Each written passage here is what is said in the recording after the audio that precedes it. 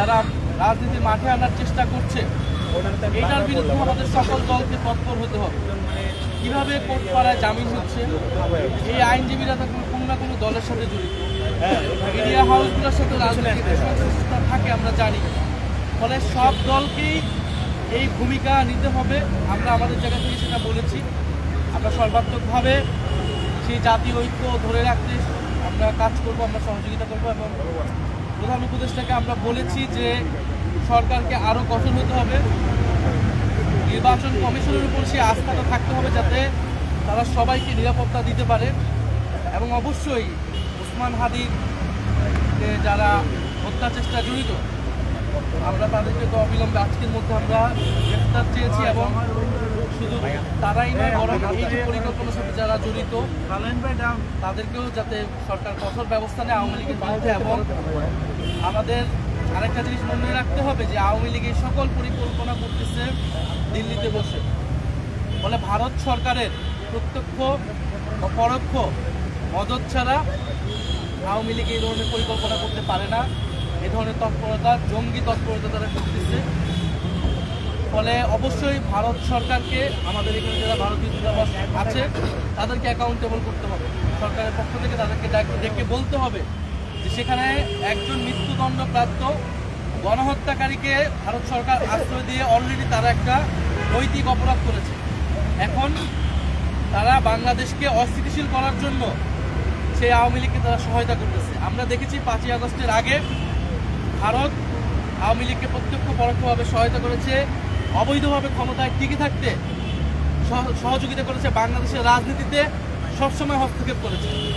ভারত সরকারকে আমরা বলেছি যে বাংলাদেশের সাথে সম্পর্ক রাখতে হলে এই ধরনের হস্তক্ষেপ বন্ধ করতে হবে, কিন্তু আমরা দেখে যাচ্ছি এখনও ভারত সেই হস্তক্ষেপ চালিয়ে যাচ্ছে। ফলে ভারতের প্রতিও এবং এখানে যারা দূতাবাস রয়েছে তাদেরকে সরকার কঠোরভাবে বলতে হবে। এবং রাজনৈতিক দল হিসেবে আমরা আমাদের জায়গা থেকে অবস্থান অবশ্যই জানাবো। সর্বোপরি জনগণের প্রতি আমাদের আহ্বান থাকবে, রাজনৈতিক দলের জায়গা থেকে আমরা ঐক্যের আহ্বান জানাচ্ছি, কিন্তু জনগণের ভিতরে যেই দল মতেরই হোক না কেন সেই ঐক্যটা লাগবে। এবং ভোটের মাঠে যে আওয়ামী লীগের ভোট নেওয়ার যে একটা প্রতিযোগিতা আমরা দেখতে পাই, সেইটা যাতে আমরা খুবই সতর্কভাবে সচেতনভাবে করি। কারণ সেই আওয়ামী লীগ ঢুকে আপনার দলের নেতাকে যে হত্যা করবে না তার নিশ্চয়তা নাই, কারণ গতকালকে আমরা সেটা দেখেছি। এবং এই জায়গা থেকে যাতে আমরা দায়িত্বশীল হই এবং গণ অভ্যুত্থান এবং বাংলাদেশ প্রশ্নে আমরা যাতে সেই ঐক্যটা বজায় রাখি। ইসলাম একটা বিষয় হচ্ছে, জুলাই ঘোষণাপত্রে বিপ্লবীদের নিরাপত্তার কথা বলা হয়েছিল, সেখানে তাদেরকে নিরাপত্তা দিতে হবে। জুলাই বিপ্লবের একজন সম্মুখকারী যোদ্ধা ছিলেন হচ্ছে তার উপর হামলা হলো। অলরেডি আপনি সহ আপনার দলের আরও অনেক নেতা কর্মীদের উপর টার্গেট করা হচ্ছে বলে আমরা আশঙ্কা করতে শুনতে পাচ্ছি। এই জায়গায় বিপ্লবীদের থেকে আপনারা হচ্ছে নিরাপত্তা পেয়েছেন কিনা, সরকার কেন তাদের নিরাপত্তা দিতে পারল না, আপনারা এই ঘোষণা কি বলেছেন? আমরা বলেছেন যে আমাদের নিরাপত্তা যদি লাগে, আমরা বলেছি আমাদের নিব। রাজনীতিক দায়িত্বে আছে সেই জায়গা থেকে সবাই যেতে পারে সেটাই হতে পারে। আমরা বলেছি যে আপনি ওই 5-6 জন 7-8 জন 10-12 জন মানুষের আমরা হয়তো সরকার নিরাপত্তা দিব, আমরা হয়তো বাসায় বসে থাকলাম, গান নিয়ে চলাফেরা করলাম। কিন্তু বাংলাদেশের যে আপামর মানুষ যারা রাস্তায় নেমেছিল, যে ছাত্ররা রাস্তায় নেমেছিল, যেহেতু ঢাকায় থাকে না, যেহেতু ঢাকার বাইরে থাকে, কোনো একটা উপজেলায় থাকে, জেলা সদরে থাকে, অথবা শহীদ পরিবার আহত, তাদের নিরাপত্তাটা কিভাবে হবে? আমরা তো শুধু কেবল আমাদের নেতৃত্বের নেতাদের নিরাপত্তা নিশ্চিত করলে হবে না, নেতাদের নিরাপত্তা দিয়ে জুলাই টিকে থাকবে না।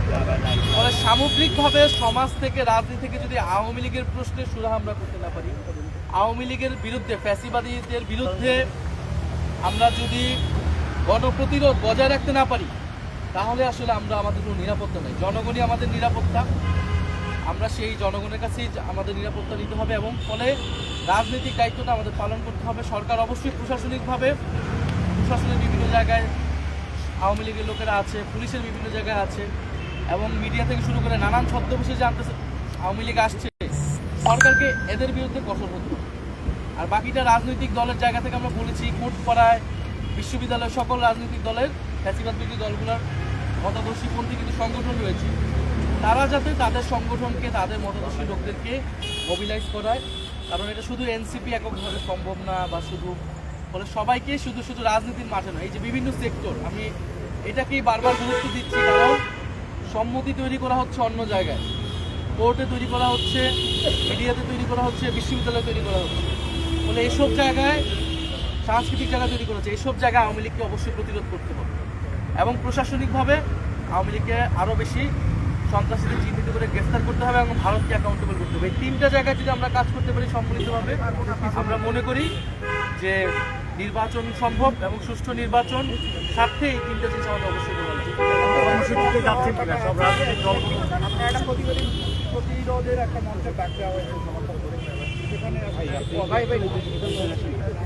আজকেও ইনকিলাব মঞ্চের প্রোগ্রাম আছে, আমাদের পক্ষ থেকে হাসপাতাল সেখানে গিয়েছেন, আমরা অন্যজনগুলোকে বেশি বলেছি, আমাদের পরিবার থেকে বলেছেন, আমরা সম্মিলিতভাবে আমরা সর্বদলীয় প্রোগ্রাম করে এই বিষয়ে। আপনার রাজনৈতিক দলগুলো একসাথে বলছেন কিনা আওয়ামী লীগ করতে, বা আপনারা এই আওয়ামী লীগ আজকে তো একটা আমাদের জয়েন্ট স্টেটমেন্ট যাবে প্রধান উপদেষ্টা দপ্তর থেকে। এছাড়া আমরা ওসমান হাদির এই ঘটনায় আওয়ামী লীগের বিরুদ্ধে আমরা তাদের ওসমান হাদির পরিবারের আহ্বানে আমরা সর্বদলীয় প্রোগ্রাম করবো।